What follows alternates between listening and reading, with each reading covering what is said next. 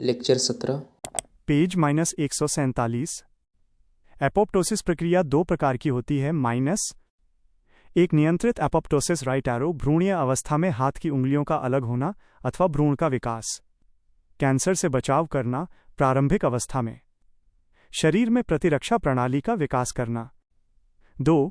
अनियंत्रित एपोप्टोसिस कोशिकाएं अनियंत्रित रूप से समाप्त होने लगती हैं, जैसे HIV के दौरान लिम्फोसाइट कोशिकाएं समाप्त होने लगती हैं। स्वप्रतिरक्षी विकार की समस्या autoimmune disorder AKNP lysosomal storage disease Pompe रोग। Apoptosis equals programmed cell death. Note lysosome के खोजकर्ता क्रिश्चियन डिडुवे। पेज -148। राइबोसोम बिना झिल्ली वाला कोशिकांग है और इसे कोशिकांगों का कोशिकांग भी कहा जाता है क्योंकि ये अन्य कई कोशिकांगों में मौजूद होते हैं। विस्तार से समझें। राइबोसोम की उपस्थिति का फ्लोचार्ट। आपके नोट्स में एक फ्लोचार्ट के माध्यम से दिखाया गया है कि राइबोसोम कोशिका में कहाँ पाया जाता है।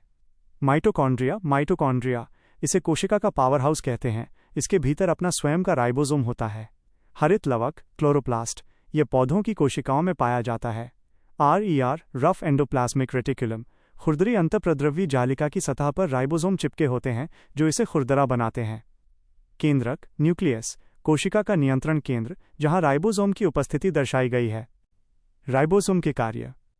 प्रोटीन निर्माण में मुख्य भूमिका निभाना। पेप्टाइडिल ट्रांसफर सक्रियता। विस्तार से समझें। बायोलॉजी ट्रांसलेशन प्रक्रिया। यहां प्रोटीन बनने के चरणों को एक दिशात्मक चार्ट डायरेक्शनल चार्ट से समझाया गया है। 1. DNA राइट एरो आदेश। सबसे पहले DNA प्रोटीन निर्माण का जेनेटिक कोड या आदेश देता है। 2.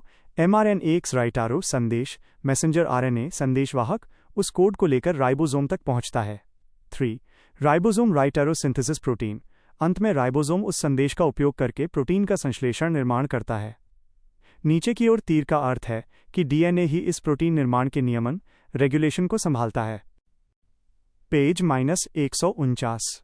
DNA के आदेश के आधार पर mRNA राइबोसोम तक प्रोटीन निर्माण के लिए संदेश पहुंचाता है और इस प्रकार प्रोटीन का निर्माण होता है। इस प्रक्रिया को बायोलॉजी ट्रांसलेशन कहा जाता है। नोट राइबोसोम को प्रोटीन निर्माण की फैक्ट्री कहा जाता है। विस्तार से समझें। रासायनिक संगठन 60% राइबोसोमल RNA और 40% प्रोटीन। RNA जोड़ protein down arrow RNP ribonucleoprotein.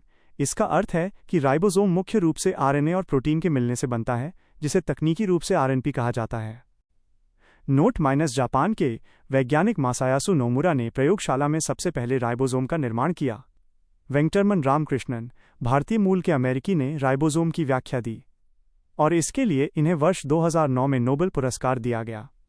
George पैलेडे ने सबसे पहले राइबोसोम के बारे में बताया, इसलिए राइबोसोम को पैलेडे कण भी कहा जाता है।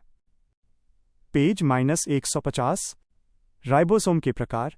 थियोडोर स्वेडबर्ग के द्वारा अवसादन गुणांक सेडिमेंटेशन कोएफिशिएंट के आधार पर राइबोसोम को दो वर्गों में विभाजित किया गया। विस्तार से समझें।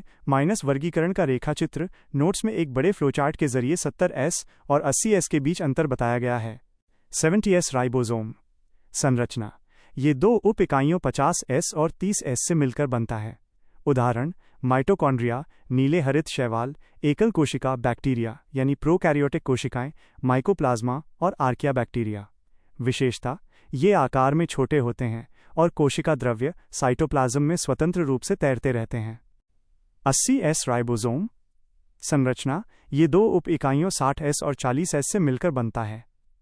उदाहरण सभी विकसित कोशिकाएं, यूकैरियोटिक सेल, बड़े आकार के पेड़ पौधे, मनुष्य और अन्य जटिल जीवधारी। विशेषता ये आकार में बड़े होते हैं। पेज -151। सेंट्रोसोम्स ये भी झिल्ली रहित कोशिकांग है। बोवेरी ने सेंट्रोसोम के बारे में सबसे पहले बताया। सेंट्रोसोम के कार्य। कोशिका विभाजन में मदद करता है तथा स्पंडल फाइबर का निर्माण करके गुणसूत्रों को बीच से विभाजित कर देता है जिससे कोशिका विभाजन में आसानी होती है। नोट ये हार्बीसी को छोड़ अन्य सभी जंतु कोशिकाओं, कवक, फंगस में तथा सूक्ष्म पादपों में मौजूद होते हैं। सेंट्रोसोम बड़े पादपों में अर्थात एक बीजपत्री या द्विबीजपत्री पादपों में नहीं होते।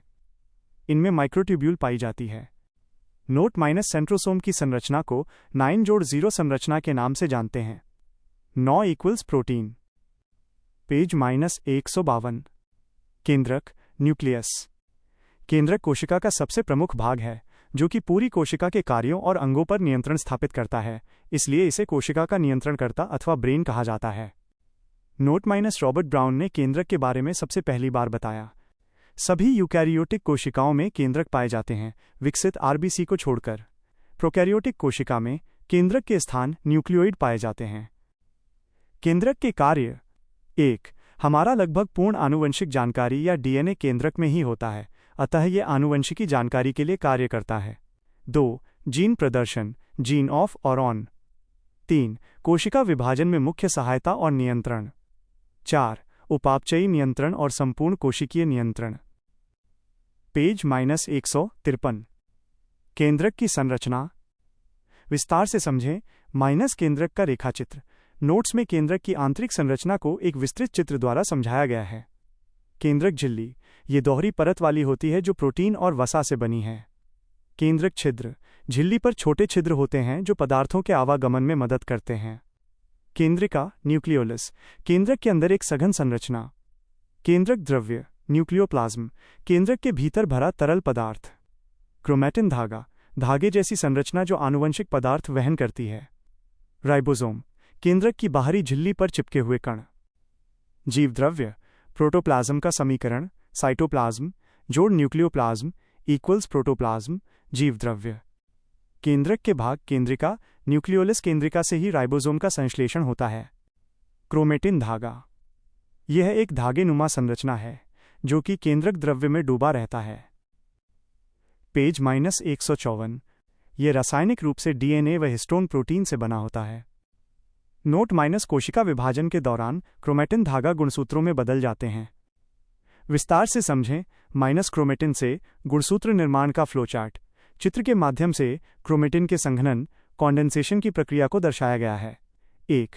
क्रोमैटिन धागा, सामान्य अवस्था में बिखरा हुआ। 2. हिस्टोन प्रोटीन, धागा इन प्रोटीनों के चारों ओर लिपटता है, क्रोमोमियर्स। 3. संघनन, अत्यधिक लिपटने के बाद ये मैट्रिक्स आंतरिक रचना तैयार करता है। 4. गुणसूत्र, क्रोमोसोम, अंततः ये एक स्पष्ट एक्स आकार की संरचना लेता है।